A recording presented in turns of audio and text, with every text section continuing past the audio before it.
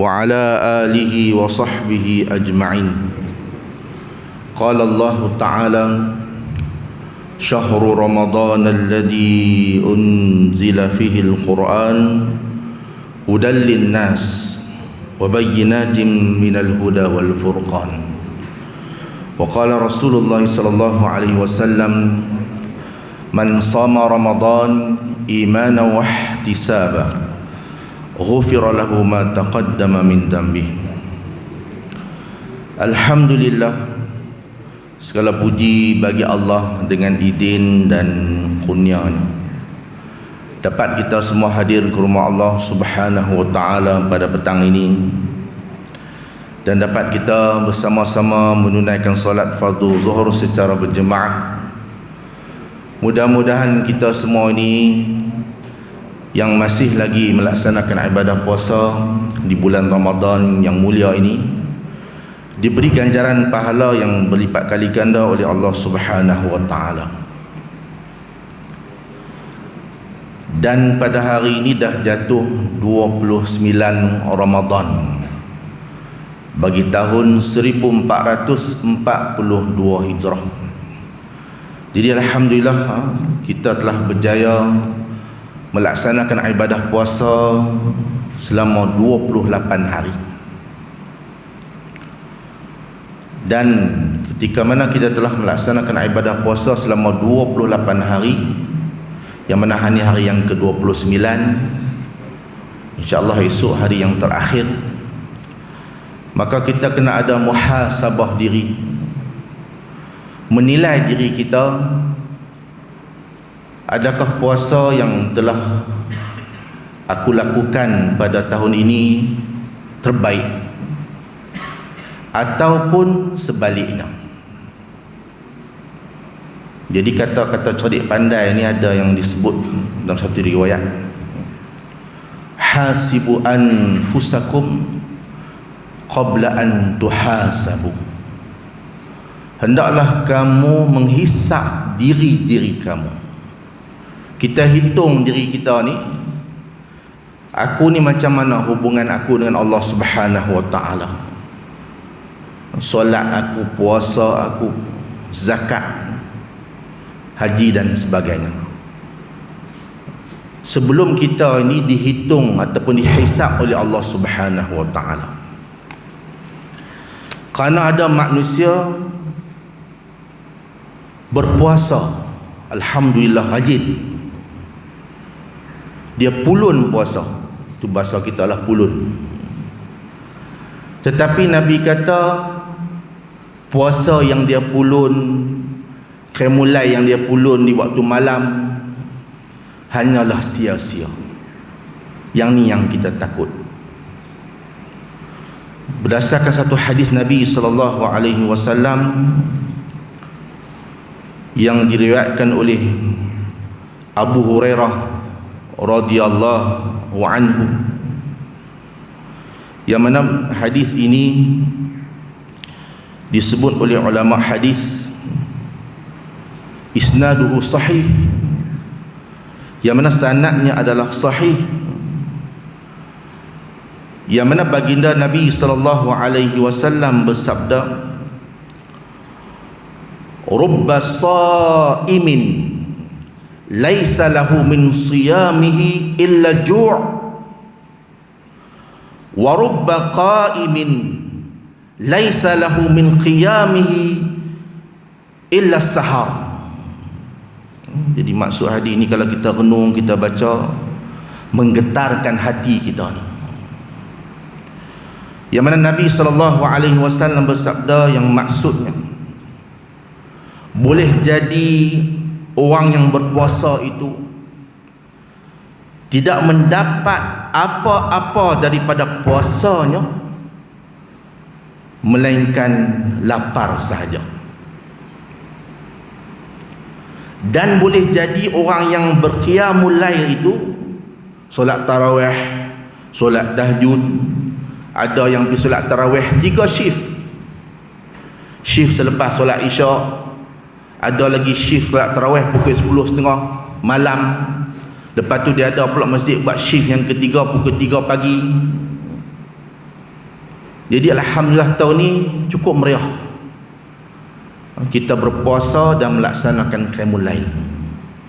Dia ada program i'tikaf. Tapi apabila kita merenung peringatan daripada Nabi sallallahu alaihi wasallam, ini menyebabkan kita takut kot kita jadi seperti mana orang yang Nabi bagi tahu dalam hadis yang dibaca tadi. Sebab tu bila kita mengaji tauhid, ulama tauhid ada menyentuh berkenaan dengan 3 perkara ini kena ada dalam diri kita. Dalam beribadah, dalam mentauhidkan Allah, beribadah kepada Allah, dia ada kena 3 perkara. Yang pertama, dia kena ada al-khawf, takut kita kepada Allah Subhanahu wa ta'ala. Yang kedua, kita kena ada ar-raja, kita kena ada sifat mengharap kepada Allah Subhanahu wa ta'ala. Mudah-mudahan amal ibadah kita ni diterima oleh Allah Subhanahu wa ta'ala. Yang ketiga, kita kena ada al-mahabbah, rasa cinta kita kepada Allah Subhanahu wa ta'ala. Jadi kita takut apabila kita baca apa yang disebut oleh Nabi sallallahu alaihi wasallam, ada orang berpuasa sia-sia puasa. Apa yang dia dapat? Lapar, dahaga, letih. Berjalan pun duk orang tahu apa, duk tunduk apa pun. Orang tunjuk gambar makanan pun tak sanggup dah. Padahal lagi buka puasa kena ayak tu dia tak apa dah. Mau ayak ya, dia bukan makan sangat. Jadi kita jangan jadi seperti mana orang yang seperti ini. Jadi ulama ada mensyarahkan hadis ini berkenaan dengan apa yang telah disabdakan oleh Nabi sallallahu alaihi wasallam dalam bab ini, yaitu berkenaan dengan puasa ini yang boleh menyebabkan seseorang itu tidaklah ia berpuasa melainkan dia dapat hanya lapar saja. Yang pertama, an-niyah, niat dia itu tak ikhlas kerana Allah Ta'ala ketika berpuasa. Allah tengok kepada niat kita. Dia berpuasa tu adakah benar-benar ikhlas lillahi ta'ala. Yang kedua, yang menyebabkan dia itu berpuasa hanya dapat lapar, dahaga dan letih saja. Yang kedua, kerana dia tidak meninggalkan perkataan dan juga perbuatan yang keji ataupun dusta.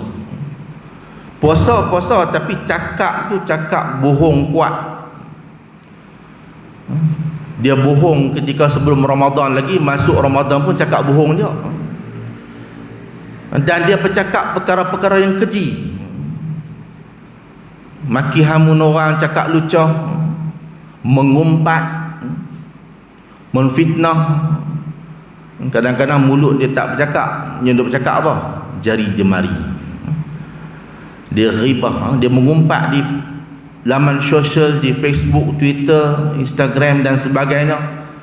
Mulut nampak senyap tapi tangan duk berjalan. Dan dia banyak bercakap bohong. Seperti mana satu hadis yang Nabi sebut dalam riwayat Bukhari, man lam yada' qawla ad-dur wal amala bih falaysa lillahi hajah an yada' ta'amahu wa syarabah. Nabi kata, barang siapa yang tidak meninggalkan perkataan keji, dusta, serta mengamalkannya, maka Allah tidak berhajat orang itu meninggalkan makan dan minumnya. Jadi sia-sialah puasa dia. Dan ada dalam hadis yang lain yang mana Nabi menyebut, laisa siyam minal akli wasyarab, innama siyam minal laghwi warafas. Warafas. Maksudnya puasa bukanlah hanya menahan diri daripada makan dan minum saja. Setengah orang dia faham ringkas saja, puasa ni menahan diri daripada makan dan minum. Nabi kata tak, puasa ni bukanlah hanya untuk menahan diri daripada makan dan minum sahaja. Akan tetapi puasa adalah dengan menahan diri dari perkataan yang melalaikan dan juga perkataan yang kotor, lucah. Jadi ada orang bagi dia sama ada Ramadan ke tak Ramadan ke sama aja. Jadi madrasah Ramadan ni dia nak didik kita keluar daripada Ramadan, buang hak buruk sebelum Ramadan. Sebab tujuan puasa apa? La'allakum tattaqun. Tujuan puasa ni mudah-mudahan kamu jadi orang yang bertakwa kepada Allah Subhanahu wa taala. Nak buang hak yang buruk dalam diri kita. Kalau sebelum Ramadan dulu kita jenis tak jaga mulut, maka dalam bulan Ramadan ni kita jaga mulut lidah kita. Kita latih diri supaya jangan ada perkataan yang buruk yang kita keluarkan daripada mulut lidah kita. Mengumpat, menghina orang, memfitnah orang. Karena salah satu sebab punca orang itu diazab di alam barzakh. Dalam hadis Nabi, dalam Sunan Tirmizi pada hadis itu, yang Nabi lalu di dua perkuburan, Nabi dengar kedua-dua orang yang ditanam itu dalam alam barzakh sedang diazab oleh Allah Subhanahu wa taala. Salah seorangnya suka memfitnah orang. Maksudnya dia suka batu api orang, laga orang. Jadi mudah-mudahan kita tak tergolong dalam golongan orang yang seperti ini. Dan yang kedua, antara sebab qiyam, iaitu qiyamul lail, menjadi sia-sia. Sanggup main pukul 1 main dah. Dia kata i'tikaf di masjid tiap-tiap malam. 10 yang terakhir ni dia pulun tunggu. Dia tak baca dah malam ganjil ke malam genap ke, alhamdulillah terbaik, bagus. Tapi Nabi kata ada yang sia-sia qiyamul lail dia. Jadi antara syarah ulama berkenaan dengan perkara ini, yang menyebabkan seorang hamba Allah itu sia-sia qiyamul lail dia, kerana hilang dua syarat dalam diri dia. Yang pertama iaitu ikhlasun niyah. Niat ikhlas tak ada dalam diri dia. Semayang kerana kawan, seronok nak beriktikaf bermalam di masjid dengan kawan-kawan. Semayang kerana riak, itu termasuk tidak ikhlas. Dan syarat yang kedua yang hilang dalam diri dia ialah khusyuk ketika melaksanakan qiyamul lail ataupun solat tahajud. Kena tu imam baca 8 rakaat 1 juzuk Quran, dia tak tahan dah. Imam baca apa dia tak ketahuan dah, dia mengantuk. Jadi khusyuk tak ada dalam diri dia. Dan ditambahkan juga apabila seseorang itu dia riak, termasuk juga boleh menyebabkan qiyamul lail dia sia-sia. Kerana solat riak ini adalah sifat orang munafik. Seperti mana Allah menyebut, innal munafiqin yukhadi'una Allah wa huwa khadi'uhum wa idza qamu ila salah qamu kusala yura'una an-nas wala yadhkuruna Allah illa qalila. Allah kata apa dalam surah apa ni? Surah An-Nisa ayat 142. Allah kata sesungguhnya orang-orang munafik itu mereka menipu Allah. Lalu Allah balas tipuan mereka. Dan mereka ini apabila mereka mendirikan solat dalam keadaan kusala, malah, bukan lillahi ta'ala, dia malah. Dan mereka memperlihatkan solat mereka itu kepada manusia yang lain. Ini melibatkan niat kita dengan Allah Subhanahu wa ta'ala. Jadi mudah-mudahan kita sebagai umat Nabi Muhammad sallallahu alaihi wasallam kita tak tergolong dalam golongan orang yang seperti ini, iaitu apabila dia berpuasa sia-sia puasanya, apabila dia berqiyamul lail pulun sembahyang malam sia-sia solat malam. Jadi mudah-mudahan Allah rahmati kita, Allah terima amal ibadah kita yang kita buat bersungguh-sungguh di bulan Ramadan ni. Dan kita kena banyak berdoa kepada Allah Subhanahu wa taala supaya Allah terima ibadah kita. Satu doa yang diajak oleh Nabi sallallahu alaihi wasallam yang kita sepatutnya amal setiap kali selepas solat subuh. Tak perlu kepada angkat tangan. Sebab doa itu dibaca, tak ada riwayat sebut kata Nabi angkat tangan ketika doa itu dibaca. Kita minta 3 perkara ini, salah satunya kita minta Allah terima ibadah kita. Terkandung maksud dalam doa itu. Yang mana Nabi SAW membaca doa, Allahumma inni as'aluka ilman nafi'a wa rizqan tayyiba wa amalan mutaqabbala. Nabi membaca doa ini yang bermaksud, ya Allah, ya Tuhanku, aku memohon kepada Engkau ilmu yang bermanfaat. Yang pertama ilmu dulu. Dan aku memohon kepada Engkau rezeki yang baik. Yang kedua rezeki yang baik. Dan yang ketiga aku memohon kepada Engkau ya Allah amal ibadah yang diterima oleh Engkau. Jadi mudah-mudahan amal ibadah kita yang kita lakukan lebih kurang selama 29 hari, insya-Allah saya kita tunggu terbenamnya matahari masuk waktu maghrib, barulah kita berjaya melaksanakan ibadah puasa selama 29 hari setelah kita berbuka. Jadi mudah-mudahan di penghujung yang terakhir ni, lebih kurang baki 2 hari lagi, jika kita ada buruk dalam diri kita ni, kita banyak memohon ampun kepada Allah Subhanahu wa taala, dan kita cuba paksa diri kita memperbaiki apa yang buruk yang melibatkan dosa. Mudah-mudahan apabila kita masuk 1 Syawal nanti, kita jadi orang yang lain daripada dahulu. Maksudnya di sudut perangai buruk kita yang menyebabkan dosa itu, kita dah tinggal dah di dalam bulan Ramadan, yang kita latih diri kita untuk meninggalkan perkara tersebut.